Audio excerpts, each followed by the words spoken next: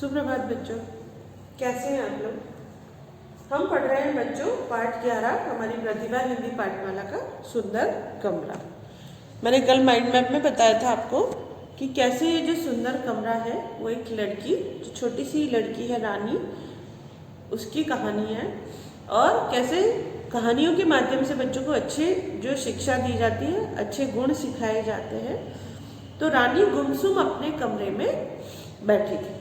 जो रानी एक गर्ल है वो अपनी उदास, गुमसुम मतलब उदास बैठी थी। माँ उसके पास आई और प्यार से उसके सिर पर हाथ रखकर बोली, क्या हुआ रानी, इतनी चुपचाप क्यों हो।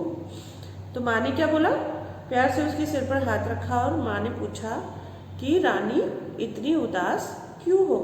रानी ने धीरे से कहा, माँ आज मैं अपनी दोस्त अलका के घर गई थी, उसका कमरा भी देखा जो बहुत सुंदर लग रहा था। अब रानी क्यों उदास है। रानी अपनी दोस्त अलका के घर गई और वहाँ कमरा भी देखा अलका का, जो कि बहुत सुंदर था। यह कहकर रानी सोच में पड़ गई। फिर बोली, लेकिन माँ उसका कमरा तो मेरे कमरे से छोटा था। तो क्या कह रही है रानी कि माँ उसका कमरा तो मेरे कमरे से छोटा था, मेरे कमरे में तो 2 अलमारियां हैं और उसके कमरे में केवल एक, लेकिन फिर भी उसका कमरा मेरे कमरे से सुंदर लग रहा था। उसके कमरे में सिर्फ कितनी अलमारी है, उसकी सहेली के घर, अलका के घर 1 अलमारी, और जो हमारी है रानी, उसके 2 अलमारी है। रानी का कमरा बड़ा है, अलका का कमरा छोटा है, फिर भी सुंदर किसका लग रहा है, अलका का। माँ ने मुस्कुराते हुए पूछा, जरा सोच कर बताओ अलका के खिलौने कहाँ रखे थे। अब माँ समझ गई बात कि क्या बात हुई होगी। तो माँ ने पूछा, जरा सोच के बताओ रानी, अलका ने अपने खिलौने कहाँ रखे थे। तो रानी ने सोचा और कहा, खिलौने तो अलमारी में रखे थे, हमने खिलौनों से खेला और फिर उनको वापस अलमारी में सजा कर रख दिया। तो कह रही है कि खिलौने तो अलमारी में रखे थे, हमने खिलौनों से खेल के वापस उनको अलमारी में रख दिया। माँ ने रानी को अपने पास बैठाया और बोली, रानी तुम्हारा कमरा इसलिए सुंदर नहीं लग रहा है क्योंकि तुम अपने कमरे को ठीक से नहीं रखती हो। क्यों सुंदर नहीं लग रहा है रानी का कमरा, क्योंकि रानी अपने कमरे में सामान जो है उसका, खिलौने, उसके कपड़े, जूते, किताबें सब इधर उधर बिखरे रहते हैं। जब हमारे घर में भी सामान इस तरीके से बिखरे हुए रहते हैं तो हमारा घर भी सुंदर नहीं दिखता है। तो माँ ने क्या समझाया कि तुम अपने कमरे को ठीक से नहीं रखती हो। चारों ओर कागज के टुकड़े पड़े हैं, जूते चप्पल इधर उधर फेंके हैं, खिलौने, किताबें बिस्तर और मेज पर बिखरी पड़ी। तो क्या कर रही है रानी ने, क्या किया, अपने जूते चप्पल को इधर उधर डाल रखा है, खिलौने किताबें उसके बिस्तर पर बिखरी हुई पड़ी है। रानी ने पूरे कमरे को एक बार ध्यान से देखा और बोली, माँ आप ठीक कह रही हैं। क्या बोली रानी, माँ आप ठीक कह रही हैं। वह उठी और बिखरी हुई चीजों को उठाने लगी, लेकिन उन चीजों को कहाँ रखे उसे समझ में नहीं आ रहा था। अब उसने चीजें तो उठा ली, सामान समेटने लगी, जूते चप्पल, तो उसको ये समझ नहीं आ रहा था कि वो अपने खिलौने कहाँ रखे, अपनी किताबें कहाँ रखे।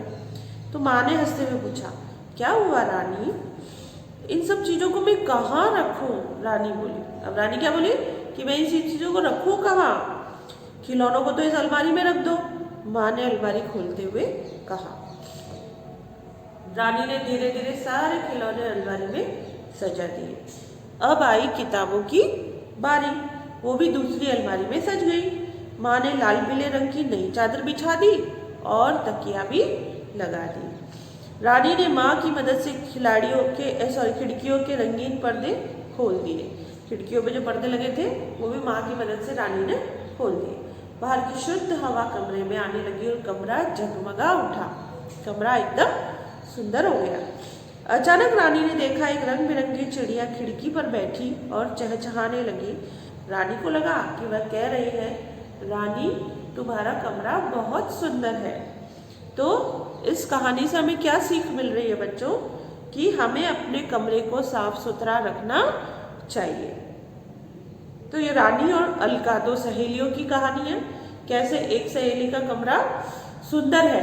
क्यों सुंदर है, ऐसा नहीं कि उसकी वॉल पे पेंटिंग्स लगी है और ये ऐसा नहीं है। सुंदर क्यों है, क्योंकि वो साफ है, उसने अपने सारे सामान को सही तरीके से अपनी अपनी जगह पर रखा हुआ है। और रानी का कमरा साफ क्यों नहीं है? क्योंकि रानी ने अपने सारे सामान इधर उधर बिखेरे हुए हैं। कई कागज के टुकड़े बिखेरे हुए हैं, कई पलंग पे किताबें बिखरी पड़ी हैं, कई खिलौने बिखरे पड़े हैं। जब अस्त व्यस्त रहता है कमरा तो कभी सुंदर नहीं लगता और हमारा मन भी वहाँ नहीं लगता, हमें अच्छा नहीं लगता है। और जब सुंदर सजा हुआ कमरा हो तो हमें वहाँ बैठना भी अच्छा लगता है। तो इस कहानी से आपने क्या शिक्षा ली है कि हमें हमारे सारे सामानों को सही तरीके से करीने से सजा कर रखना चाहिए। तो आज आपका काम यह है कि आपको ये पाठ पढ़ना है, ठीक है। पाठ पढ़ने के साथ साथ ही आप एक बार शब्द अर्थ भी पढ़ लीजिएगा। शब्द अर्थ पढ़ने से आपको इनके अर्थ समझ में आ जाएंगे। जैसे गुमसुम, चुपचाप, शुद्ध, साफ, अचानक, एकाएक, मदद, सहायता, सुंदर, खूबसूरत, बिखरी, फैली।